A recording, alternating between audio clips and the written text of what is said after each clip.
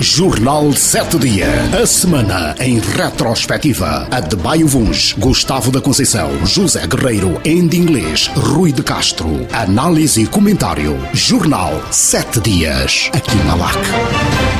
Ora viva, bom dia! Começa agora mais uma edição do Jornal 7 Dias, semana em retrospectiva, um espaço que as segundas-feiras, aqui na Sintonia 95.5 em FM, Luanda Antena Comercial, traz-lhe a análise daqueles que foram alguns dos principais assuntos da semana finda. E a última semana ficou marcada então pela conclusão da segunda fase da greve geral interpelada, convocada pelos principais atores dos sindicatos que velam pelos direitos dos trabalhadores em prol não só daquilo que são as melhores condições de trabalho, mas também pela atualização do salário mínimo nacional.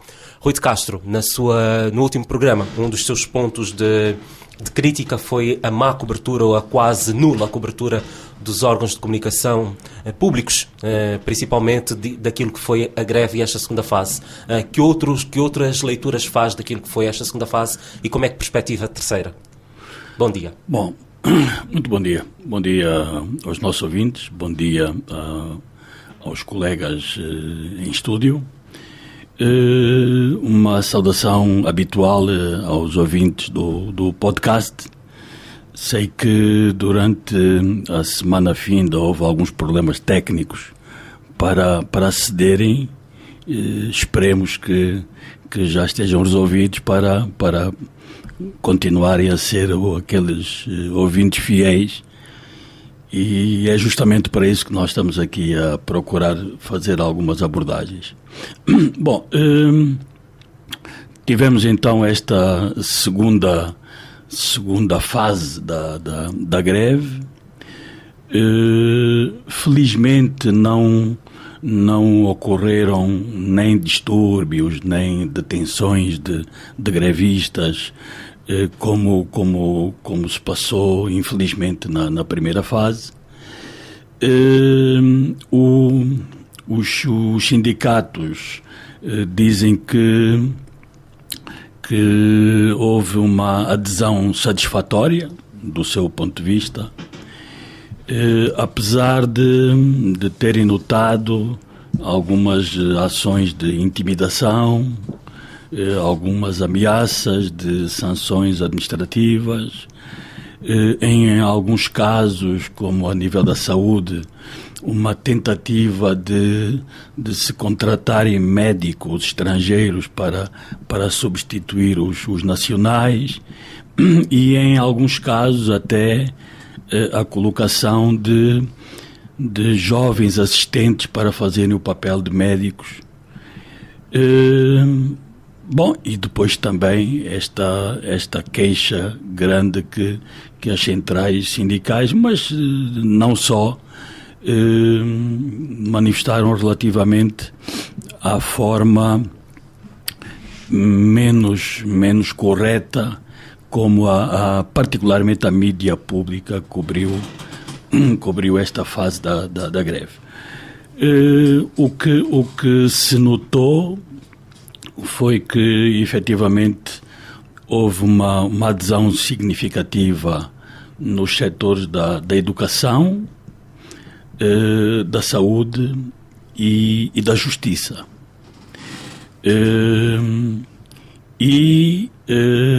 Por estranho que pareça,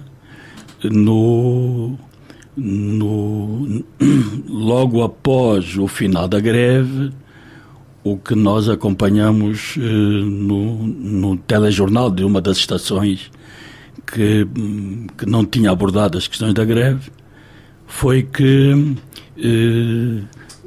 a normalidade tinha voltado às ruas, que já se viam as batas brancas outra vez, que nas conservatórias já se poderiam marcar casamentos de novo. Portanto, afinal, sempre houve qualquer coisa, não é? Bom, mas de facto,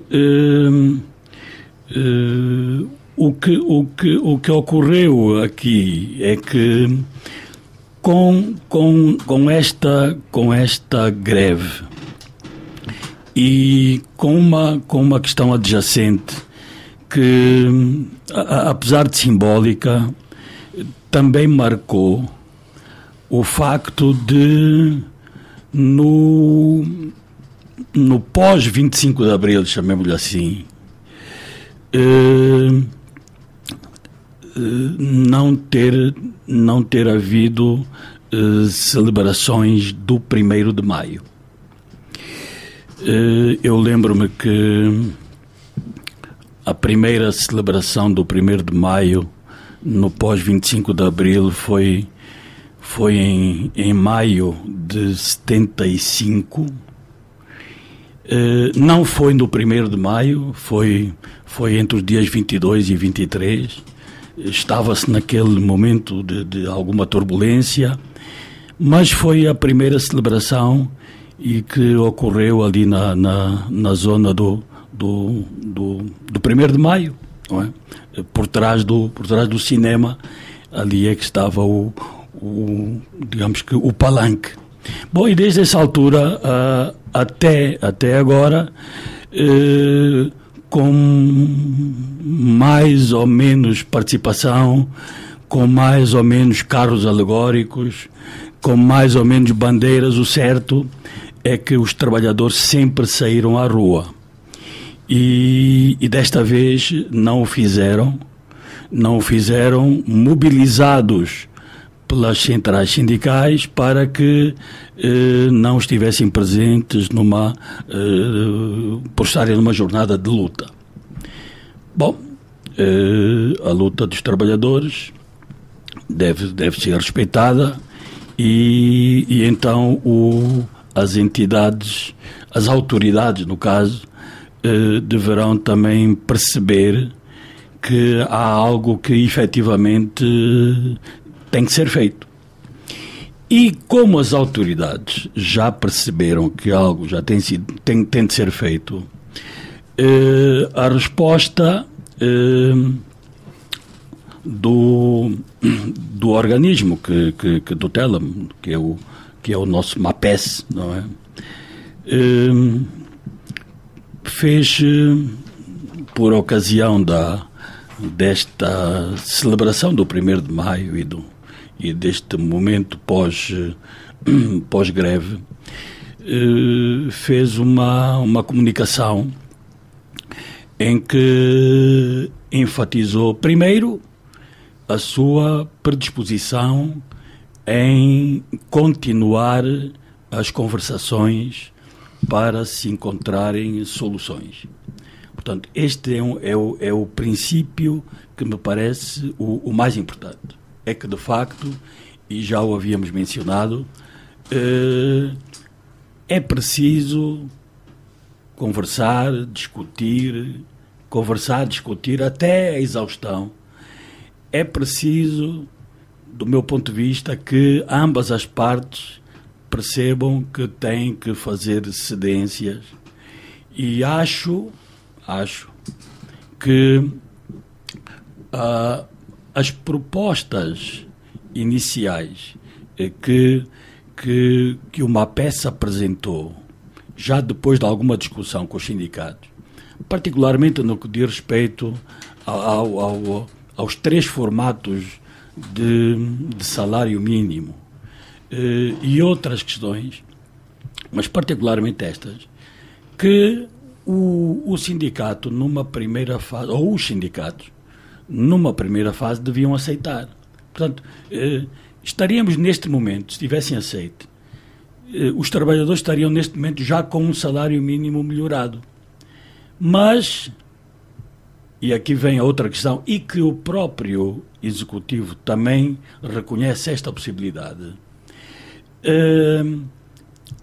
os incrementos poderão continuar. Portanto, este seria um primeiro, depois ia-se verificar como é que a economia se estava a comportar, íamos ver como é que, com a retirada da subvenção de valores nos combustíveis, essas almofadas poderiam servir para melhorar os salários, e outras melhorias resultantes do aumento da produção. Mas então o MAPES fez recordar que que houve e está a decorrer a promoção e atualização de carreiras, a institucionalização de subsídios subsídios de isolamento que estabelecem a renda de casa e instalação e que apoiam mais os trabalhadores que estão em regiões com menos disponibilidades, como as grandes cidades, e que será inclusive uma forma de se contribuir para se desconcentrar tanta gente em Luanda, e não só Benguela e outros centros, particularmente na zona costeira. Mencionou também o MAPES, que houve uma duplicação no rendimento dos docentes do ensino superior e investigadores, uma melhoria por força de uma remuneração suplementar que vai permitir a que mais de 100 mil funcionários públicos possam ganhar, a partir de junho, mais de 100 mil kwanzas. Portanto, terminará na função pública a faixa do salário inferior a 100 mil kwanzas. Portanto, é mais um incremento.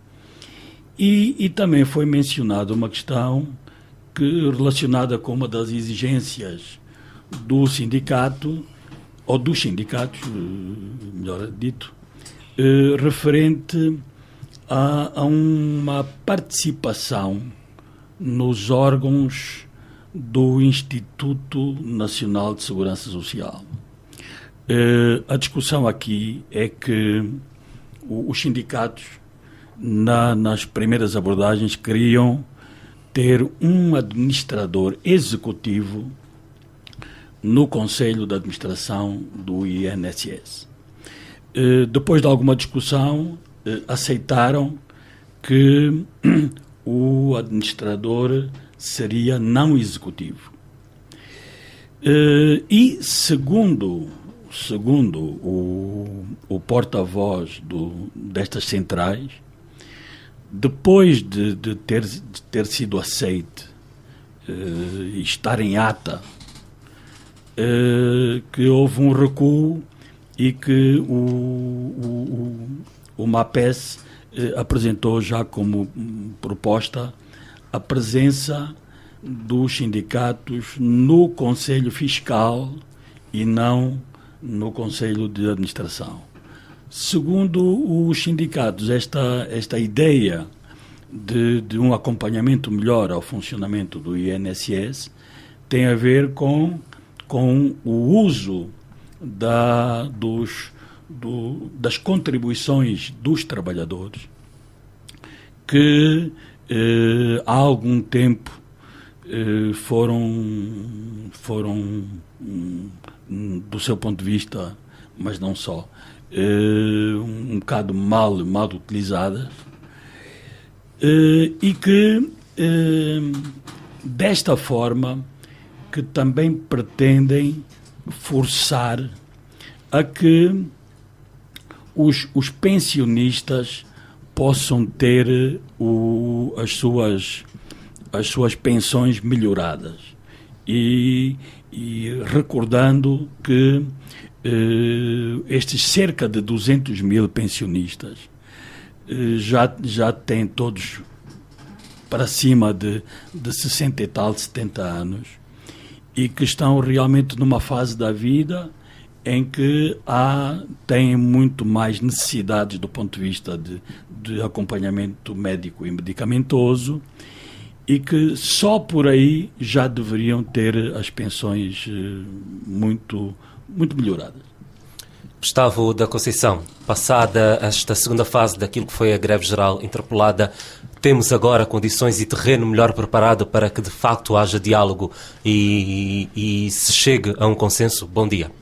Bom dia. Deixa-me começar este diálogo cumprimentando os ouvintes da LAC a esta hora e nas diferentes plataformas, e cumprimentar os colegas do painel, hoje aqui o pessoal de serviço, o amigo Ruca e os companheiros que não estando aqui por razões justificadas também sei que vão seguir o nosso programa.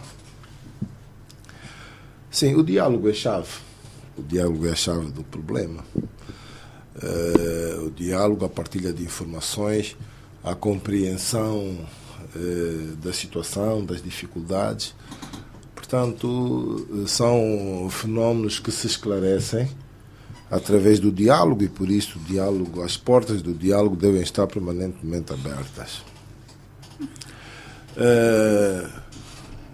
Eu queria me referir, antes de aprofundar essa questão do diálogo, queria me referir a dois impactos que do meu ponto de vista, a dois tipos de impacto que do meu ponto de vista a greve suscitou.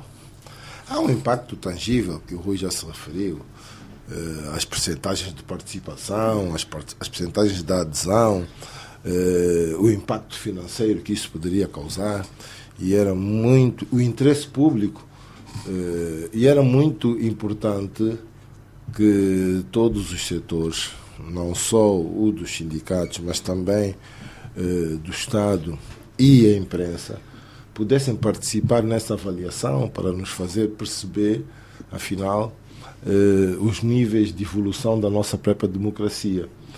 Porque, enfim, a greve é um exercício de um direito que os trabalhadores têm e, portanto, é um fator de aferição do nosso desenvolvimento democrático. E, portanto, estes dados são dados que permitem a todos, e a nós analistas e a nós, enfim, comentaristas, também poder, digamos assim, melhorar a nossa avaliação sobre o fenómeno.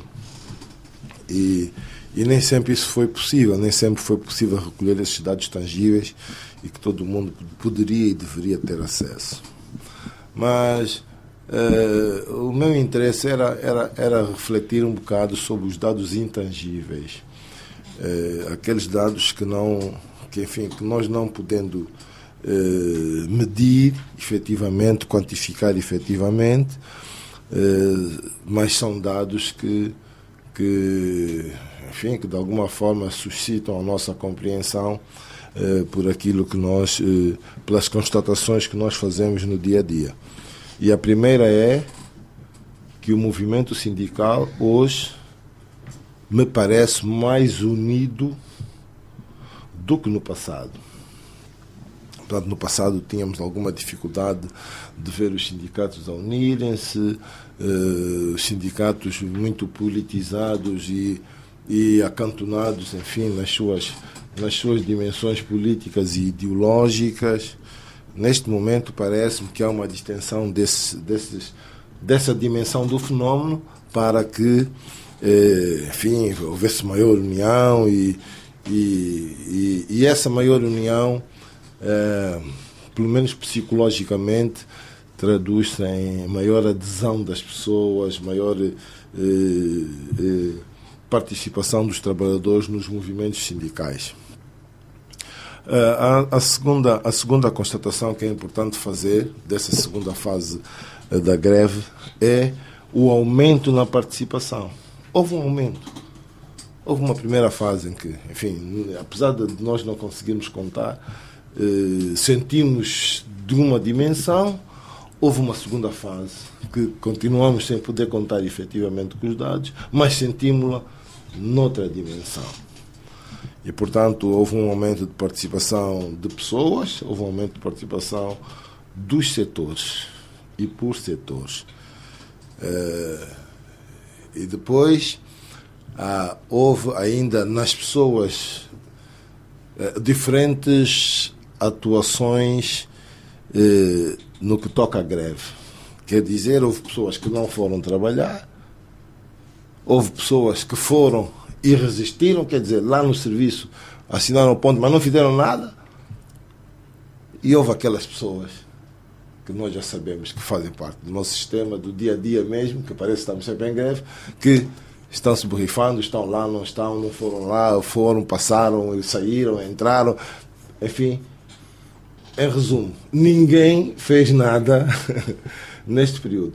Quer, digamos assim, influenciando os dados da participação, quer não, mas o fato é que ninguém fez nada neste período. Fez-se muito pouco neste período. E isso todos nós fomos sentindo nesses 2 dias. E por isso a manifestação do órgão que o Rui se referiu, no dia em que terminou a greve, que voltou tudo à normalidade. É porque se reconheceu que havia alguma anormalidade por aqueles dias. O terceiro e último ponto dessa minha reflexão sobre enfim, o impacto dos intangíveis da greve é aquilo que me parece um afastamento claro, não sei se definitivo, entre o MPLA e a UNTA.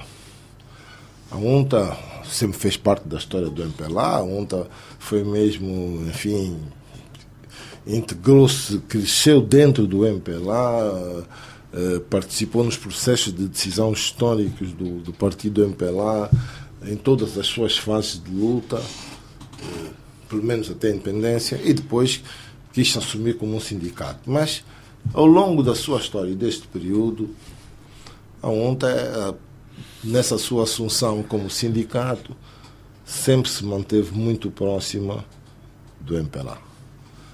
Neste momento, há um afastamento claro. Por um lado, e este afastamento é, digamos, institucional, mas pode ser também ao nível das pessoas, dos militantes, das atitudes dos militantes. Da ideologia. Da ideologia. E isso nós só vamos se calhar medi-la mais próximo das eleições, não é?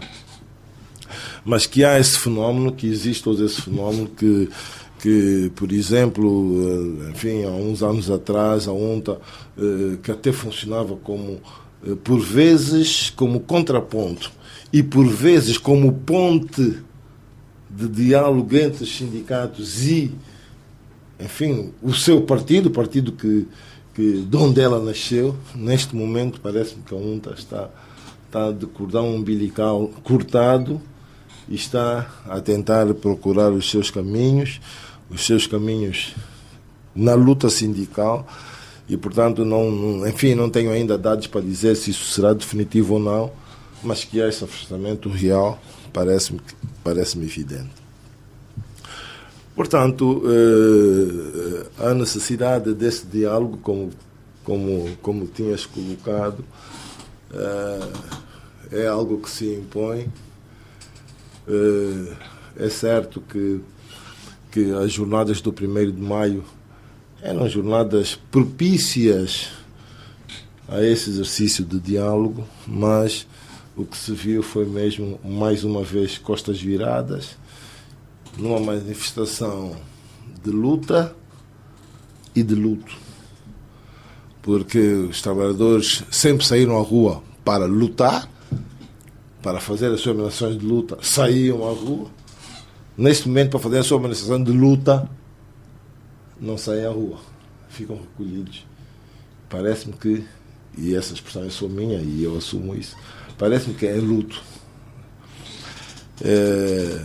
Portanto, as jornadas do 1º de maio podiam, sim, ter sido um momento aproveitado para essa tal expressão do diálogo, já que a segunda fase da greve acabou, mas aquilo que determinou que chegássemos à greve não está resolvido. Portanto, ao não estar resolvido, parece-me fulcral que o diálogo se restabeleça,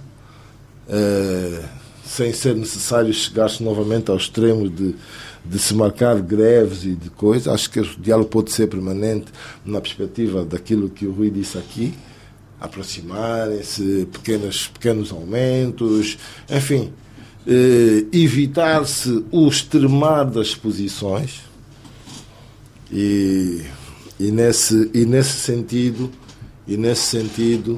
parece-me bem que se possibilita aos sindicatos uma avaliação da prestação do INSS. E quando falo na prestação, falo fundamentalmente na gestão dos recursos do INSS. Porque, de facto, os recursos não são do INSS. Os recursos são dos trabalhadores que o INSS deve gerir. E, portanto, o INSS faz investimentos com o dinheiro dos trabalhadores. O INSS, enfim, eu não posso neste momento dizer se tem lucros ou se, enfim, não conheço, confesso que não conheço as contas do INSS, mas sinto que é de todo justificável que os representantes dos trabalhadores possam conhecer, saber dos investimentos, saber dos resultados desses investimentos, saber onde é que andam os dinheiros do INSS, como é que eles são manuseados e tratados e como é que eles impactam, como é que esses investimentos do INSS impactam nas novas necessidades e dos novos desafios do próprio INSS, não é? Já que todos os anos, ciclicamente e anualmente, vão sempre montes de pessoas para a reforma e nem sempre os problemas de recrutamento se traduzem, enfim, em imediatos volumes de dinheiro para compensar. Portanto, tem que haver aqui uma ginástica e uma gestão do próprio INSS, que no passado já gerou lucros ao ponto de se fazerem investimentos, de certa forma, transviados, e que neste momento deve continuar a gerar lucros para o bem-estar das sucessivas hordas de reformados que ciclicamente saem do processo produtivo para o descanso. Portanto, parece-me que este é um bom ponto de diálogo e esse, enfim, na administração, no Conselho Fiscal, enfim, não sei onde, mas numa posição em que se tem acesso à informação credível, se possa analisar e se possa contribuir para que esses recursos possam ser melhor utilizados. Muito rapidamente, Rui de Castro. Sim. Sim, eu queria, com a permissão do Gustavo, discordar um bocado daquilo que ele disse, porque, de facto, não me parece que as centrais sindicais estejam realmente muito unidas e a funcionarem em bloco, né? Porque uma das provas, por exemplo, é que hoje mesmo os trabalhadores do Ministério das Pescas anunciaram que iriam entrar em greve. Quer dizer, não participaram da greve geral, mas agora vão entrar em greve por causa de um caderno alternativo que já apresentaram em tempos e onde também alegam falta de condições laborais, alimentação, a ausência de cartões de saúde, ajustes salariais, atualização de categorias. Bom, por outro lado, o que nós de facto notamos na semana da greve foi que efetivamente houve 3 setores, aqueles que mencionei há pouco, onde houve digamos que onde se visualizou melhor toda a greve, porque em outros setores da função pública praticamente que não se registaram grandes alterações.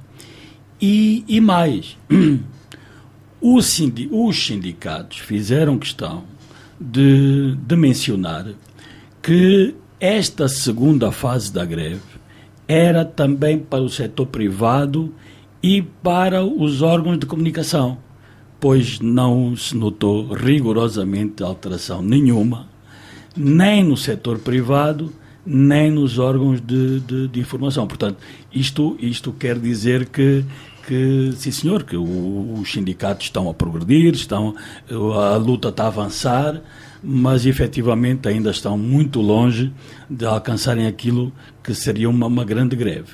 Por outro lado, queria já mesmo para terminar, referir um aspecto que não abonou muito, particularmente alguns trabalhadores da justiça, que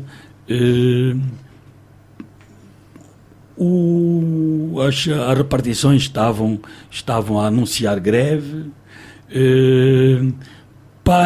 para reforçar, também não havia sistema, não é? Que é agora a greve do dia a dia, não é? Mas quando alguém anunciasse que estava disponível para pagar alguma coisa, já se resolvia, já se reconhecia o documento, já se fazia um ato qualquer. Portanto, isto não abona o trabalhador que está em luta. Nós vamos fazer o nosso primeiro intervalo e voltamos já a seguir. Jornal 7 Dia. A semana em retrospectiva. Adebayo Vuns, Gustavo da Conceição, José Guerreiro, em inglês, Rui de Castro. Análise e comentário. Jornal 7 Dias. Aqui na LAC.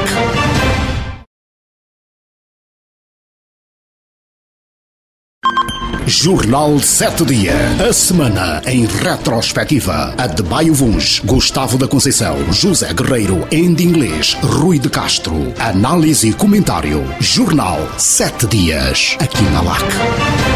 Ora viva, estamos de volta com o Jornal 7 Dias, semana retrospectiva. Neste segundo bloco vamos falar de direitos humanos e vamos ouvir para isto a posição do bastonário da Ordem dos Advogados de Angola. Se de um ponto de vista normativo até temos um quadro satisfatório para os direitos humanos, com devido respeito, estamos ainda distante do nível aceitável e desejável.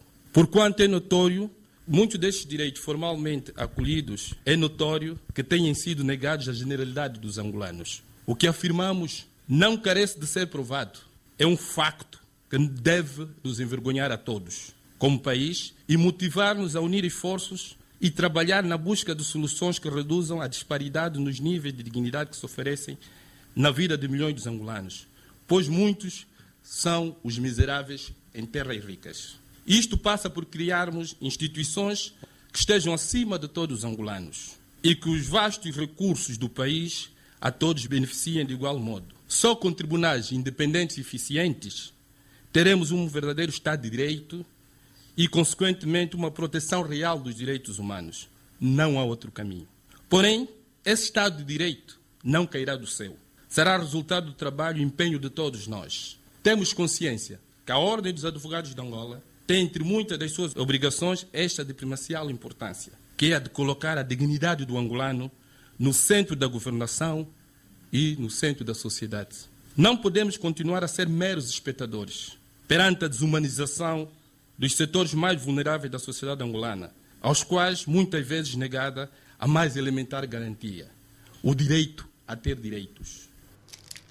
Ouvimos então as declarações de José Domingos, ele que é bastonário da Ordem dos Advogados de Angola.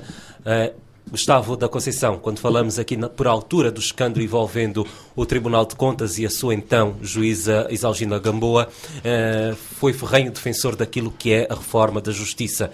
Aqui nas palavras do bastonário da Ordem dos Advogados, é justamente novamente a bater na questão de que precisamos de instituições independentes e credíveis. Sem dúvida alguma.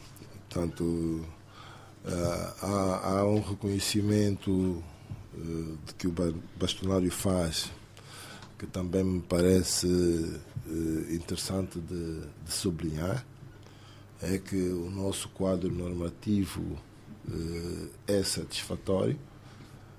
Temos leis, temos regulamentos que determinam a proteção dos desfavorecidos, que determinam, enfim, a proteção das pessoas naquela dimensão dos direitos individuais, na dimensão dos direitos inalienáveis, aqueles que estão na Carta dos Direitos Humanos, mas o dia a dia cria-nos alguma dificuldade. O dia a dia e a nossa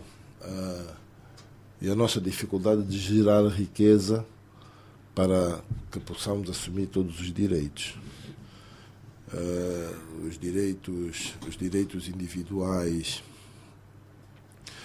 previstos na Carta dos Direitos Humanos não são em si, alguns deles pelo menos não são em si realizáveis, dependem de um conjunto de iniciativas, e se por um lado temos que ter capacidade de ter essas iniciativas, por outro lado, para as ter, precisamos de recursos.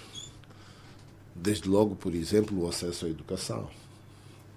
Precisamos de recursos para fazer as escolas com dignidade, precisamos dos recursos para, enfim, formar os professores com qualidade, e precisamos de recursos para ter um processo de ensino e aprendizagem desenvolvido e visionário, porque é isso que traz o desenvolvimento do país, não é? E, portanto, temos que fazer aqui um esforço entre essa materialização que o bastonário reconhece que ainda estamos longe, e estamos longe, mas a questão não é estar longe. A questão parece-me que ser a nossa disponibilidade, a nossa vontade de começar a fazer o caminho, a dar passos, a encurtar essa distância. E desse ponto de vista, temos feito alguns progressos, evoluímos mesmo na estatística, mas depois eu vou deixar a estatística para o Rui. Evoluímos na nossa posição histórica, mas precisamos de continuar a trabalhar, precisamos fazer mais, precisamos fazer melhor, porque realmente em termos de alguns dos direitos dos nossos cidadãos, nós ainda estamos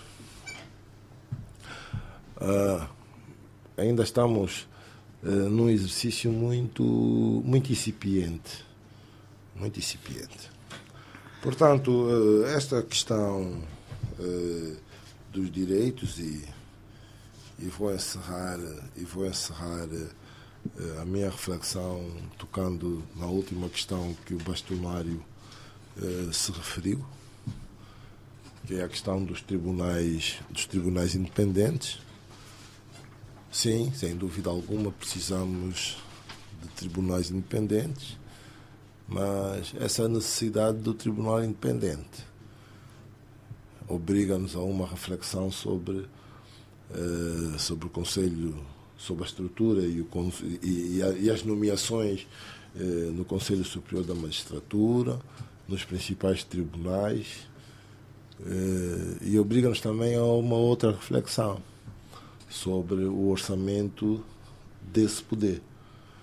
Porque enquanto o orçamento desse poder depender de outros poderes, enquanto o sistema de nomeação e de indicação de quem manda depender de outros poderes, a independência do tribunal pode ser muito real, mas do ponto de vista da sua credibilidade, há de estar sempre aqui ou ali sensivelmente beliscada.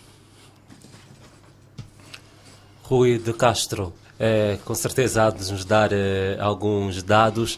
Sabemos que melhoramos naquilo que é a percepção de corrupção, sabemos que melhoramos naquilo que é o índice de liberdade de imprensa, mas ainda assim, na ótica do bastonário dos advogados, estamos longe. Bom, durante a semana, talvez fosse de começar por aqui, a Ordem dos Advogados Angolanos reuniu com membros da sociedade civil, corpo diplomático, entidades académicas, religiosas, enfim, personalidades que têm estado muito ligadas à promoção e defesa dos direitos humanos, e com o propósito de analisarem o estado dos direitos humanos em Angola. Então eu começaria primeiro por mencionar que há este mérito da Ordem dos Advogados ter chamado a si este papel de ouvir ou dar voz àquelas ONGs e associações cívicas que têm estado diariamente mais junto daquelas franjas da população mais necessitadas. Acho que, e conforme mencionou um dos intervenientes deste encontro, não se deve ficar apenas pelas palavras.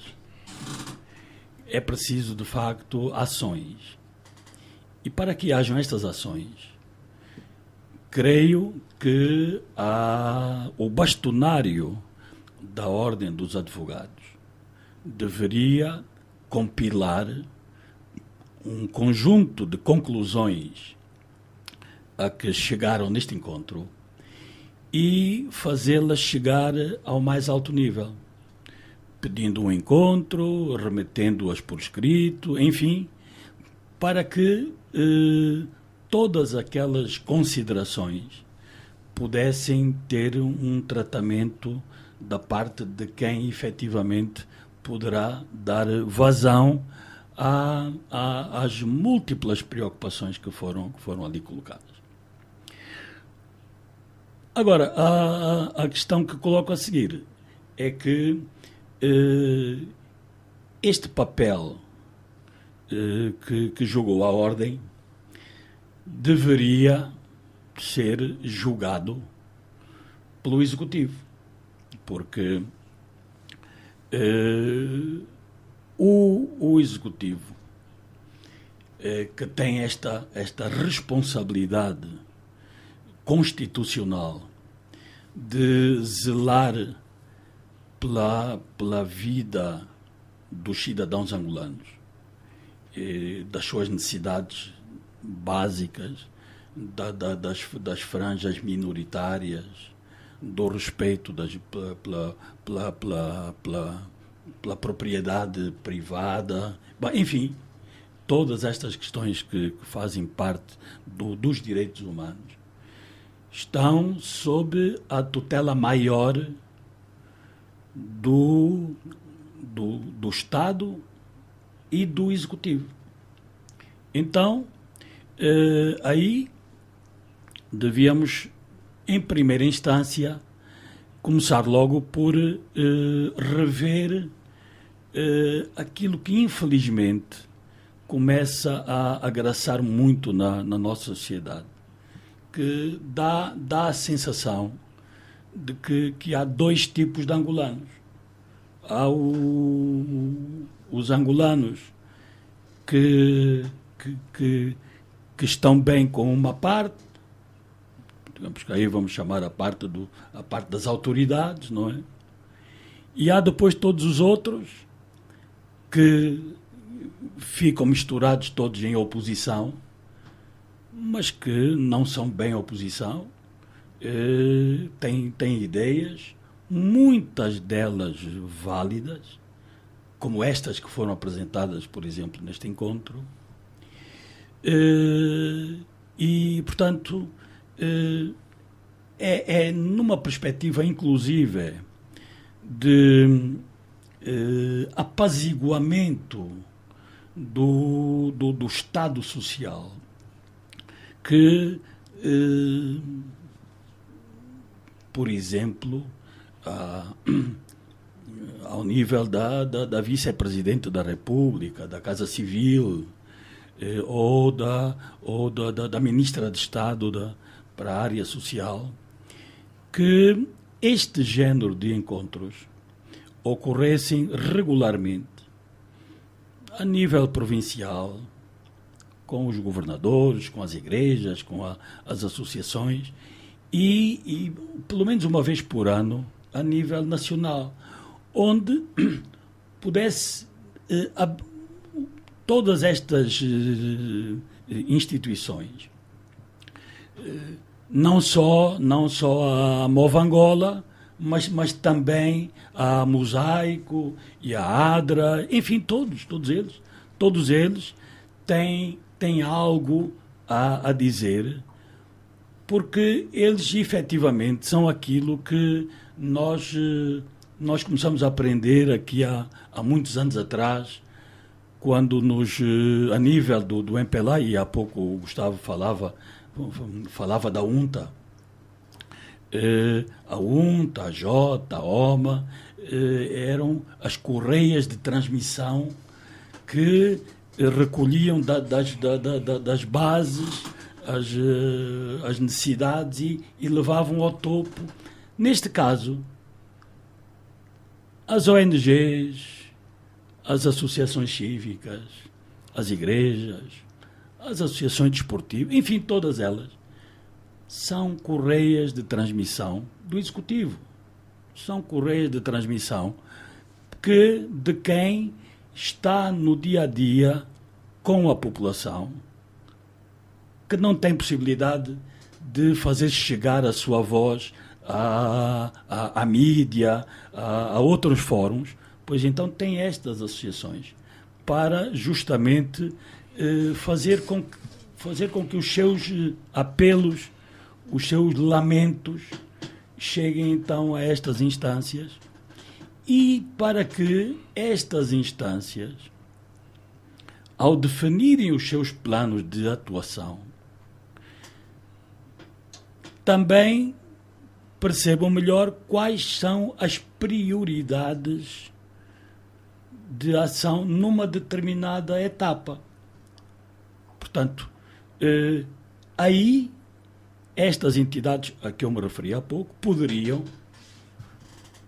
atrair empresários, banqueiros, petrolíferas e outros que estão no mundo no mundo dos negócios, para que abraçassem algumas destas problemáticas, porque o Executivo não tem condições de atuar em todo o lado. Nós ouvimos nas intervenções de alguns daqueles participantes, e eu digo que nós ouvimos, portanto, eu tive a possibilidade de ouvir, porque recebi um link no YouTube, porque na mídia não encontrei nada. Mas, pronto, pelo menos e quem estiver interessado, de facto seria interessante ouvir, porque há efetivamente ali muita matéria que nos ajuda a conhecer melhor aquele que o nosso Zé Guerreiro chama do país real, ou que o falecido Almerindo Jacajamba falava da Angola profunda, e que, efetivamente, para nós a conhecermos melhor, também é recordarmos uma das máximas que o MPLA tinha, que era de descer às massas para subir com elas. Descer às massas para subir com elas é, efetivamente, nós termos esta atitude de saber ouvir quem está mais próximo de quem tem a maior parte dos problemas. E esta é realmente uma das questões, porque muitas das vezes ocorre que há várias medidas, e eu vou citar aqui, por exemplo, um caso. Nós ouvimos isto na mídia, que na província de Benguela, e por causa das questões ligadas à vandalização de bens, na província de Benguela estão a haver muitos problemas de roubos de chapas nas escolas. O tema daquela peça jornalística era o roubo de chapas nas escolas.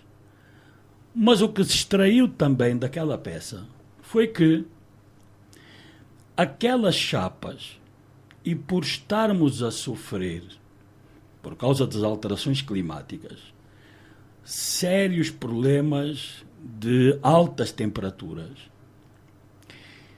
aquelas chapas provocam um sobreaquecimento da sala de aulas. Os alunos praticamente que não conseguem absorver aquilo que o professor diz. E pior, tem havido inclusive casos de desmaios de alunos por força mesmo destes problemas do calor. Ora, onde é que eu quero chegar com isto? Nós temos um calendário escolar que não é adequado à nossa região, porque as férias grandes estão no cacimbo, quando no cacimbo é que deveriam estar os alunos a estudar. No pico do calor é que deveriam ser as férias grandes. Bom, esta mudança já havia sido feita. Não se percebeu muito bem, não sei se para atender 4 ou 5% de eventuais alunos que depois vão seguir os seus cursos noutras latitudes. Mas, quer dizer, não se devia estar a penalizar a maior parte dos estudantes para atender a estas, portanto, a estas regras, não é? Bom, agora, das questões que foram colocadas, há efetivamente algumas que nós temos que tomar mais a peito, porque, por exemplo, está-se a notar que há cada vez mais execuções sumárias e a justiça feita por mãos próprias. Há cada vez mais casos a surgirem, e com imagens nas redes sociais, que nos devem fazer refletir seriamente com relação ao que está a ocorrer, e muito possivelmente isto poderá também ter a ver com alguma morosidade processual da nossa justiça. Foi mencionada a questão do trabalho infantil, da prostituição galopante, da degradação nas escolas, nas mortes, nas lixeiras, em luta para se tentar comida, lutas de gangues, enfim, tudo ligado à delinquência e tudo muito possivelmente a vir de problemas de fome e problemas de desajuste no núcleo familiar. Portanto, volto a mencionar aqui, há efetivamente este mérito da Ordem dos Advogados neste encontro, mas acho que o Executivo tem órgãos que deveriam rapidamente, eles próprios, também ter este comportamento e este desiderato para que, de facto, nós possamos ter esta abordagem melhor. Agora, ligada à questão dos direitos humanos, também temos a liberdade de expressão. E ligado à liberdade de expressão, temos a liberdade de imprensa. No dia 3 celebrou-se o Dia Mundial da Liberdade de Imprensa e saiu um índice do Repórteres Sem Fronteiras em que menciona que Angola teve uma subida bastante significativa. Portanto, Angola, no índice anterior, era o pior classificado dos PALOP. Estávamos no lugar 125 e subimos 21 posições. Passamos para o lugar 104. Bom, nós, de facto, tivemos esta subida. Estamos todos de parabéns, não é? Mas temos que refletir também, é que tivemos esta subida porque houve muitas descidas neste índice.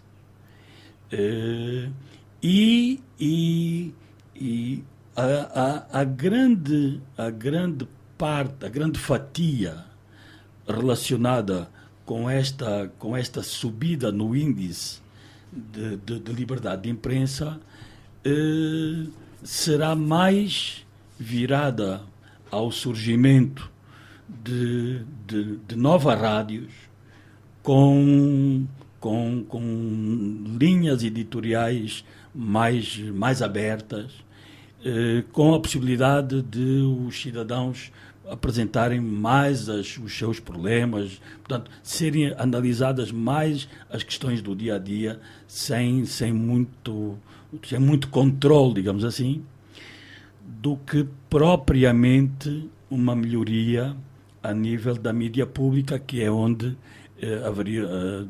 terão de haver mais responsabilidades, porque costuma-se até dizer, e isto foi frisado também no Dia da Liberdade de Imprensa, por alguns intervenientes na sociedade, que as regras de jornalismo, do bom jornalismo, terão sido engavetadas nos órgãos de comunicação social públicos. Nós voltamos já a seguir com os destaques da semana. Jornal 7 Dia. A semana em retrospectiva. A de Baio Vuns, Gustavo da Conceição, José Guerreiro, em inglês, Rui de Castro. Análise e comentário. Jornal 7 Dias. Aqui na LAC. Jornal 7 Dia. A semana em retrospectiva. A de Baio Vuns, Gustavo da Conceição, José Guerreiro, em inglês, Rui de Castro. Análise e comentário. Jornal 7 Dias. Aqui na LAC.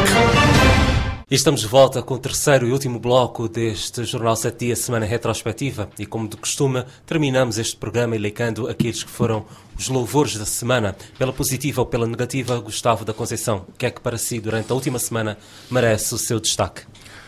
Bom, eu trazia 3 questões. Uma, que era a liberdade de imprensa, já tratada pelo Rui, e, portanto, passo. Trazia também uma palavra à Federação Angolana de Natação, por ter estado a organizar o campeonato africano com bastante dignidade e levando bem alto o nome do país, não só pela organização do campeonato, mas também pela organização do congresso da Confederação Africana de Natação. Portanto, 2 atividades organizadas com sucesso reconhecido, particularmente o campeonato, onde pela primeira vez 42 países estiveram a participar com os seus melhores atletas na busca da qualificação para os Jogos Olímpicos. O meu terceiro ponto, que passa segundo, foi o diálogo. Queria me referir ao diálogo entre governados e governantes. materializado pelo senhor governador de Luanda, no diálogo com os estudantes universitários.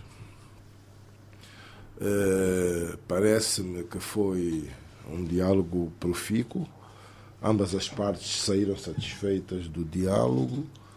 O governador, porque ouviu um conjunto de preocupações e de propostas que seguramente lhe vão ajudar a redefinir as linhas da governação na direção desse setor importante, os estudantes universitários, e os estudantes, porque num exercício de diálogo, como se recomenda, conseguiram exprimir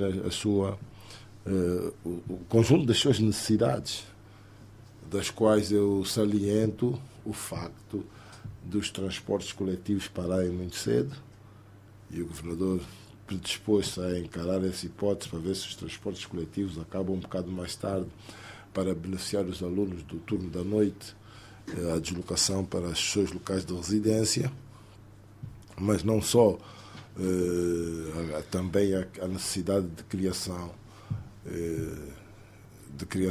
de condições para que a investigação científica possa ser mais profícua. Relembro que o governo provincial de Luanda deve ter uma das bibliotecas mais ricas do nosso país.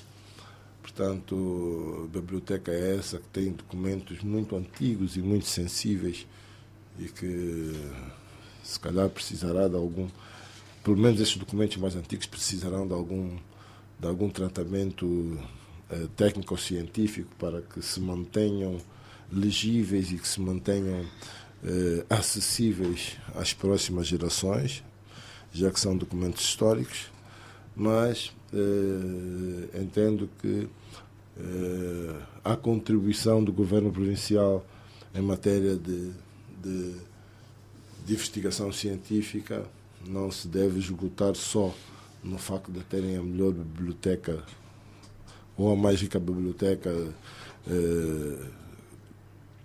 da cidade, quiçá do país, mas com as preocupações dessa biblioteca se manter nesse ranking e, portanto, os recursos tecnológicos atuais, os métodos de pesquisa atuais também devem estar presentes na biblioteca do governo provincial. Portanto, teria aqui a inconveniência de recomendar ao seu governador que continue a apostar na sua biblioteca, continue a apostar, enfim, nas tecnologias inovadoras que há hoje de pesquisa e de acesso à informação, e para que, de facto, a biblioteca continue a servir à investigação científica e os alunos universitários da província de Luanda. Rui de Castro, os seus destaques da semana. Bom, eu queria começar por um acordo que a TPA celebrou com uma entidade para a produção de conteúdos televisivos. Esta entidade foi muito mencionada quando se iniciou o processo dos marimbondos e como sendo o braço executivo do GRECIMA. Portanto, eu não sei se afinal de contas tudo o que foi dito não tinha razão de ser, porque não faz sentido que, sem que primeiro se verifique a responsabilidade que eventualmente pudessem ter tido, que venham a ser chamados para novos contratos com um organismo que depende do Orçamento Geral de Estado, como é a TPA. Mais ainda, é que a esta entidade havia ficado vinculado o atual Canal 2 da TPA. E também se ouviu muita muitas reclamações por parte de vários setores da sociedade relativamente a conteúdos que promoviam comportamentos que não eram os adequados à sociedade angolana, particularmente com a apologia à homossexualidade ou mesmo à prostituição. Portanto, fiquei um bocado perplexo com este contrato, em primeiro lugar. Em segundo lugar,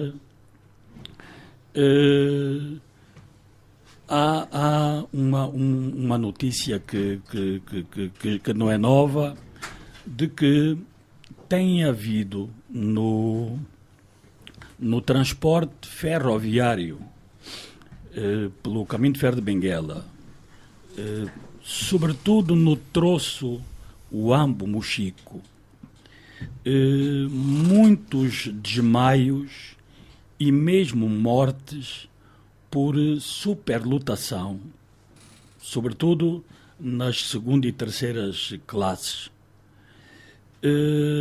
e que tem muito a ver com... Bom, primeiro é logo a sobrelotação, mas porque faltam carruagens e alguma higienização também nos comboios, mas acima de tudo acho que falta disciplina e autoridade, porque se o comboio só pode levar 800 pessoas, não pode levar 820. Então, se leva 900 ou mais, é evidente que depois vão haver problemas. E é assim, e é isto que tem ocorrido, infelizmente. A terceira questão tem a ver com uma notícia que saiu e que eu gostaria que fosse falsa. Infelizmente saiu na imprensa, num jornal, e que menciona que a vice-presidente da República terá autorizado uma verba de $2.200.000 para a compra de 20 viaturas para os membros do Conselho Nacional de Viação e Trânsito. 9 viaturas, das quais custam nada mais, nada menos do que a quantia de $150.000 cada uma. Portanto, espero que não seja verdade, porque, de facto, não me parece que os membros do Conselho Nacional de Viação e Trânsito, primeiro, não tenham viatura. Começa logo por aí. Segundo, que precisem de viaturas que custem $150.000. Portanto, há outro género de viaturas para apoiar, não é? Mas e se for para participar nas reuniões, até um mini autocarro de luxo que os pode recolher nos seus locais de trabalho para irem reunir e voltarem para os seus locais. A última questão é um apelo que eu fazia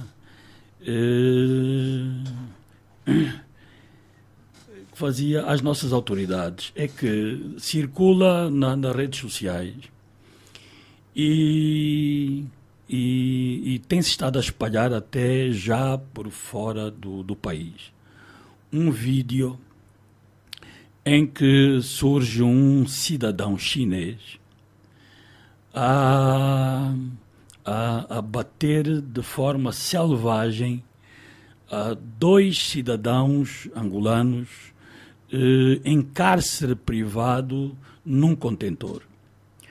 Portanto, independentemente das razões, mas com 50 anos de independência, este senhor tem que ser expulso já. E assim, pomos um ponto final a esta edição do Jornal 7 Dias, semana retrospectiva. Despedem-se Gustavo da Conceição, Rui de Castro, Emanuel Catilina e Silvio de Abreu. Lembre-se, você pode voltar a ouvir este programa em formato podcast em radioplaydigital.com. Bom dia e boa semana. Jornal 7 Dias, a semana em retrospectiva. A de Baio Vuns, Gustavo da Conceição, José Guerreiro, em inglês, Rui de Castro. Análise e comentário. Jornal 7 Dias, aqui na LAC.